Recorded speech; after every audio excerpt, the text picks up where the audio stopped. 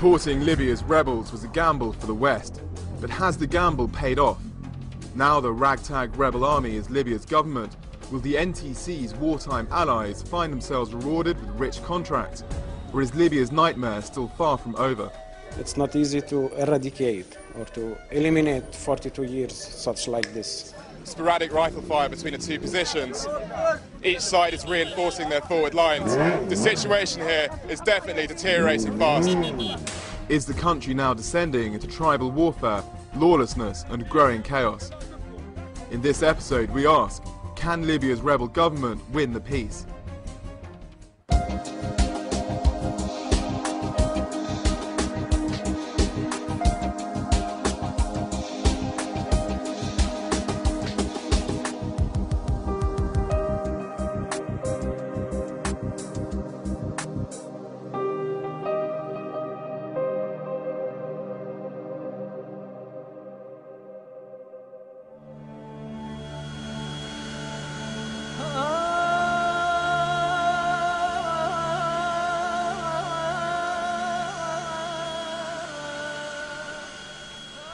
Three months after their capture of Tripoli, Libya's NTC leadership is slowly building the framework of the new Libya.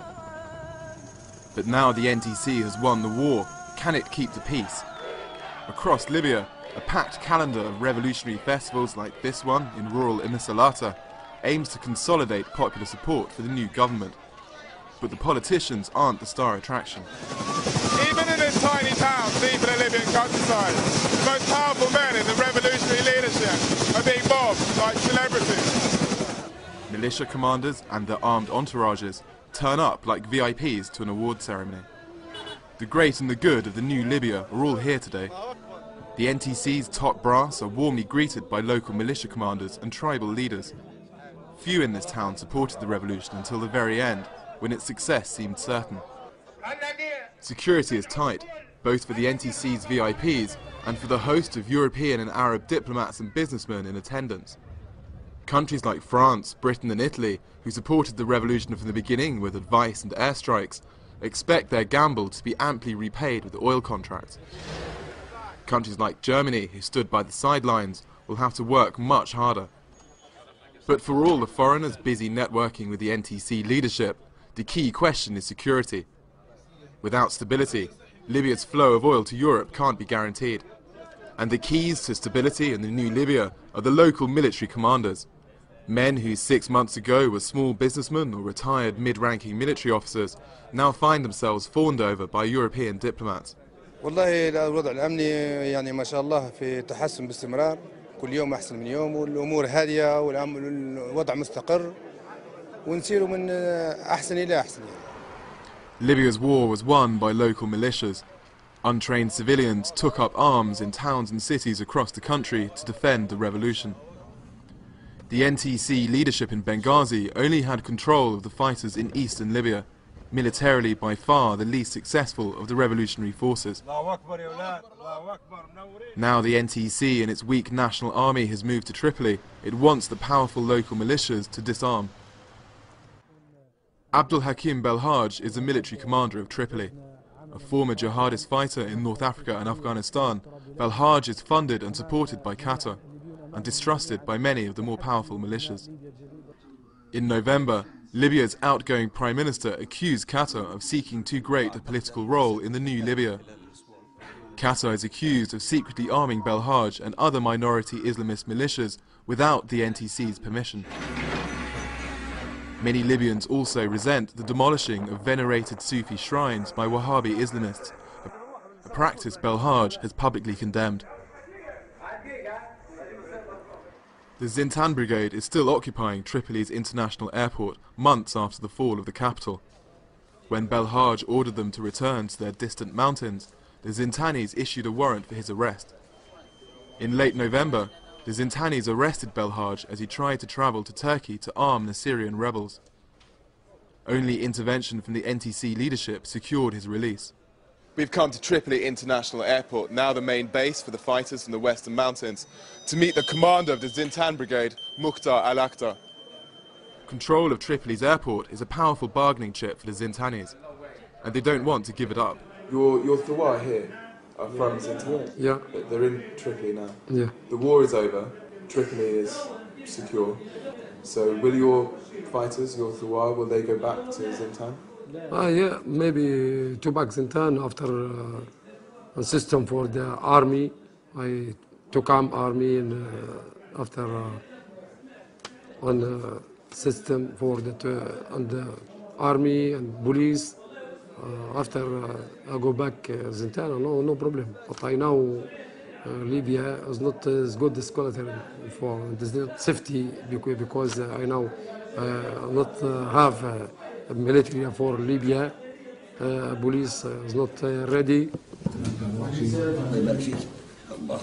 2 days after this interview, Mukhtar al-Akhtar's forces captured Saif al-Islam, the former dictator's son, deep in Libya's southern desert. They rushed him to Zintan and refused to surrender him to the NTC leadership in Tripoli for trial.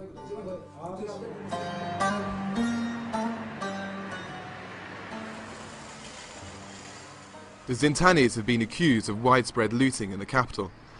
In some Tripoli suburbs, checkpoints of local fighters loyal to Belhaj have been set up to prevent armed Zintanis entering. With only a fledgling national army and a police force reduced to traffic duty, the regional militias are judge and jury in the new Libya. The UN has condemned a vast hidden network of private jails run by militia commanders, where up to 7,000 suspected Gaddafi loyalists have been detained without trial. Now many Libyans, especially in Tripoli, think that the profusion of rival military brigades isn't promoting security in Libya, but destabilizing the country. This is Tripoli's Central Hospital. In recent weeks, the scene of two lethal battles between rival militias trying to assert their control. Now it's firmly in the hands of Belhaj's Tripoli brigade. Too firmly for these doctors. On the day we arrived, the doctors were on strike. They were protesting a violent assault on a doctor from a young fighter just an hour earlier. He had accused the doctor of being a Gaddafi sympathizer. الله أكبر. مش على المرضى. احنا واقفين في المستشفى اللي يحب ولا اللي يكره. عندك قاعدة. المفروض اللي يضرب الدكتور يشدوه يضربوه حتى هو يعذبوه. علاش؟ ها؟ وعلاش كيف يضرب دكتور؟ ما ضربوش دكتور. ما ضربوش ما ضربوش دكتور. علاش اللي محتاجين؟ كملوا محتاجين. كملوا خلوها تكبر. لا كملوا عليك تكبر. وينهم في العيد؟ العيد وينهم العيد؟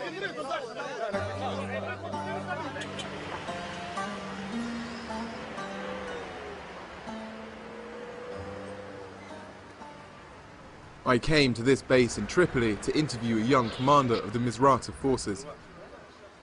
33-year-old Sardoun Swaley owned a construction company before the war. Now he's one of the most powerful men in Tripoli. How many Misrata Thawar are still in Tripoli? والله حاجة ثوار مصراتة في طرابلس في مصراتة هذه كلها ليبيا الواحدة يعني ليبيا واحدة ما نقدرش نعدد لك لأن بحكم حتى من ممكن ما نعرفش من بداية الحياة إن احنا شعب ليبي واحد. But for all the commander's talk of one Libya, Misrata is clearly a special case. The coastal city fought longer and harder and suffered far more than anywhere else in the country. Like the Zintanis, the Misratan forces were heavily supported by Britain and France during the war. British and French special forces worked secretly in the city from the spring until the fall of Gaddafi. When Gaddafi's forces crumbled, the Misratans carefully gathered together almost all the regime's tanks, artillery and heavy weaponry. Misrata is now by far the most powerful military force in Libya. At the checkpoints that ring Misrata, non-Misratans have to wait longer to be allowed through. But some Libyans, the Tawargans, wouldn't even dare to approach the city's ring of checkpoints. This was Tawarga. Until 3 months ago, Tawarga was a desert settlement of 30,000 black Libyans and a Gaddafi stronghold. Now it's a ghost town. Throughout the spring and summer, rocket launchers based here pounded Misrata. There's chaos here, there's burning vehicles. We can't tell you the location of this grad strike for security reasons. There's ammunition cooking off. as the heat from the burning oil ignites the ammunition. While Gaddafi's rockets are still 40 kilometers away from the city, they're firing at maximum range and they can still hit central Misrata.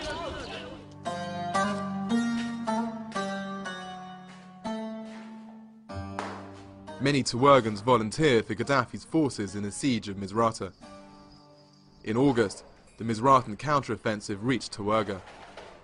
Ransacked shops and burned out houses stand testimony to Misrata's rage. Why did they like Gaddafi? Because they think that he will help him in our life, and we give him food and give him money and give him new Misrata, as they said, but Misrata for Misrata people only, not for the others. Do you think it's a good thing, what happened here? Here? Yes, well, Tawerga. Yes, with Tawerga? Yes. Yes, it's good, because they done bad things in Misrata. They're not good at all. They don't. We don't like them to come back here. Where should they go? To the desert, maybe. To the other place, to the north place. But here, no. The Misratans accused the people of Tawerga of committing terrible atrocities in Misrata at the height of the siege. When they captured Tawerga in August, the Misratans took their revenge. 2 Misratan fighters offered to show us around Tawerga. They carried weapons, just in case. As every Misratan says, now there is no Tawerga, only new Misrata.